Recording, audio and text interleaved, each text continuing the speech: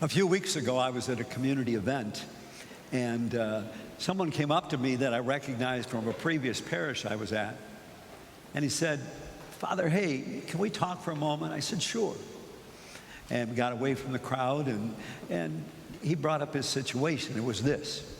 And the reason I bring this up in some way, it ties in with the scriptures, including that gospel that Jesus says we're to go out and be a positive influence with our faith values on others.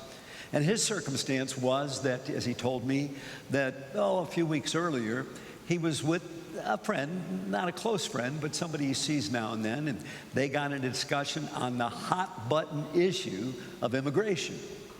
And he's telling me, well, I didn't know how to respond to him, or what was he saying? He said, well, he basically said, these immigrants, we know most of them are criminals. We know most of them are dealing drugs.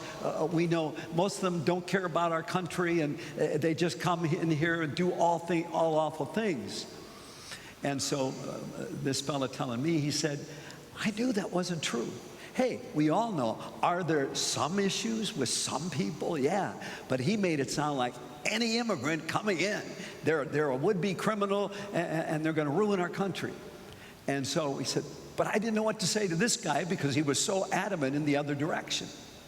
We talked about that a little more, and in a way, I didn't use this gospel, but that gospel says, hey, speak the gospel, talk to people, try to be an influence, but if somehow it's not getting through or there's resistance, okay, leave, go elsewhere, and pray for that person. So we talked about that because he said he tried to say a couple things, but no, he knew this guy was for battle. And the fellow talking to me was very much, hey, if we're going to have disagreements, we ought to have different disagreements fostering mutual understanding, respect, and love. And that wasn't going there. So a reason why that maybe he knew he couldn't do anything else. But he did say, Father, I never thought of praying for him. I was so irritated by him. But that's for all of us. Whatever we can do or can't do, we ought to pray. Pray for people's conversion of heart. Pray that somehow, some way, they'll be touched by, especially if they're coming out of a Christian perspective, touched by gospel love and the challenges that Jesus gives us.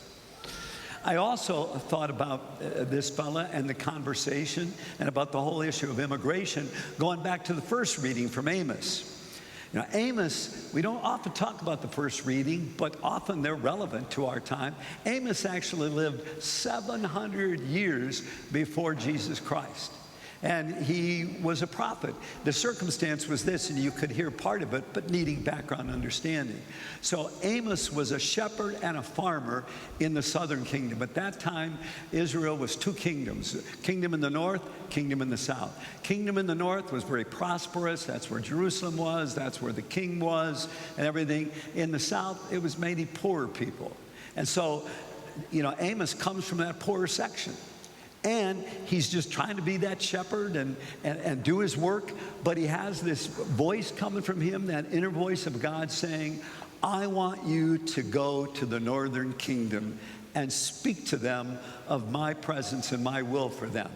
And basically Amos knew in the northern kingdom they were prosperous, but clearly they didn't care anything about the poor. They were cheating on their business practices, and they were committing idolatry in this way. We don't have to think of it that way, that many of them turned away from God, the God that they had grown up with, because he was a God who from the beginning sought the people to be just, to be loving, to care especially about the poor, remembering how they had one time been exiled in Egypt.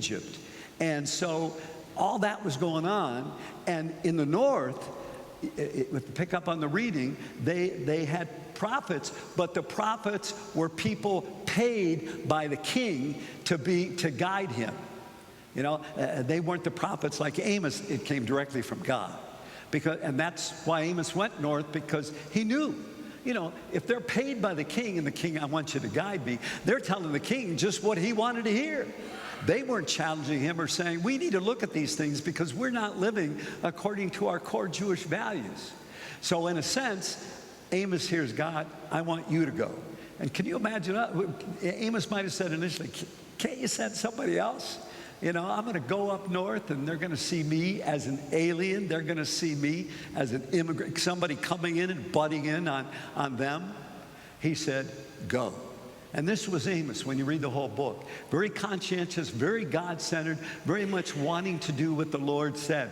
Being that prophet basically one who speaks the message of the Lord into a people individually and a culture that needs to hear it. So he went. But notice in that reading that he goes up there and so he speaks. But the king's prophet, the head prophet who was telling the king what he wanted to hear was Amaziah. Amaziah right away criticized Amos. Why are you here? Why are you telling us to do this? What's this of your business? We're guiding the king here. And basically Amos took a big stretch and he said, no, you're not. Up here, up north, this is not the culture or anything the way God wants us to be. But notice again, in the history, they threw Amos out of there. You don't belong here. We don't want to hear you. Go back to where you were. Again, we recognize, hey, that can be true even in our own day, can it be? There's a powerful message there.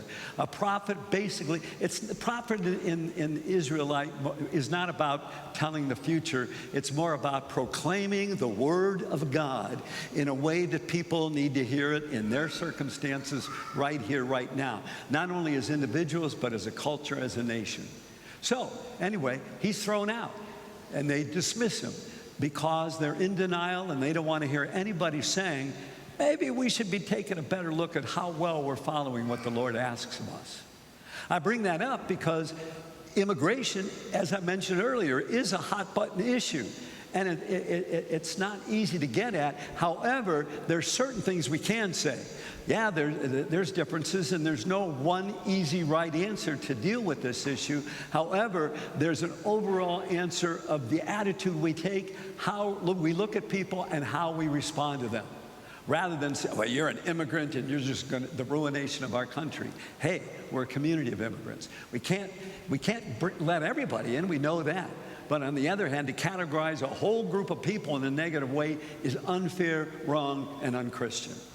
And I bring this up because there's a green flyer. You can pick these up at the various exits on the table in the back. And I just want to read something from Pope Francis that he spoke to the United States when he was here in 2015. So when he talks about the continent, he's talking about North America. On this continent, thousands of persons are led to travel north to search of a better life for themselves and for their loved ones, in search of greater opportunities. Is this not what we want for our own children? We must not be taken aback by their numbers, but rather view them as persons, seeing their faces and listening to their stories, trying to respond as best we can to their situation. I mean, there could be differences on how best we respond, but with this attitude and this understanding, respond as best we can to their situation. And here is a powerful sentence too: to respond in a way which is always humane, just, and fraternal. All of us have to look about that, not only in this hot button issue, but other issues. How do we respond?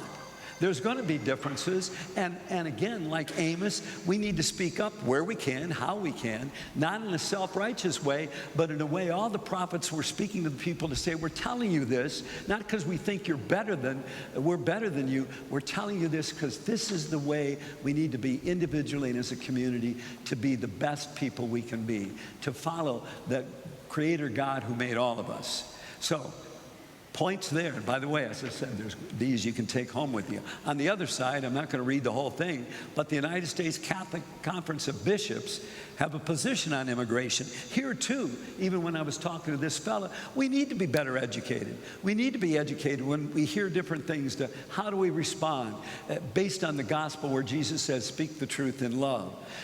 What do we know about our own faith tradition that maybe if we had a better understanding, we could respond, or at least pray for the person that they'll be influenced in some way. But in this, I'm not going to read it because you can see how long it is, but there's several bold points they make.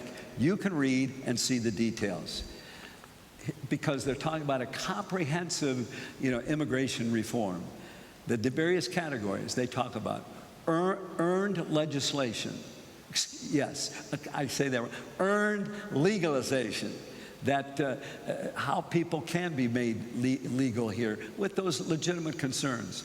Future worker program, family-based immigration reform, restoration of due process rights, addressing root causes, and enforcement. And here I want to read something because that's a big issue today, isn't it?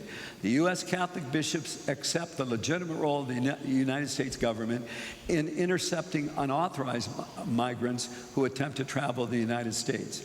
The bishop also believes that by increasing lawful means for migrants to enter, live, and work in the U.S., law enforcement will be better able to focus upon those few who truly threaten public safety. Drug and human traffickers, the smugglers, would be terrorists. And here again, the final statement in this: any enforcement measure must be targeted, proportional, and humane.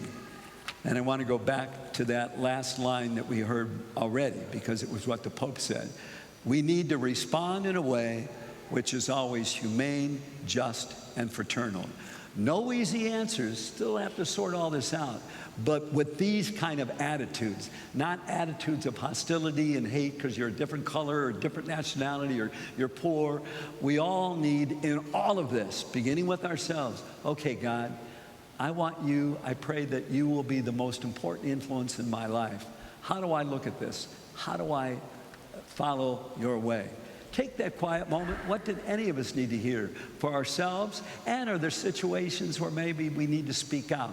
Not with hatred, but with understanding, with love, with being able to tap into other people. And if they get hostile, not for us to be hostile. Take that quiet moment.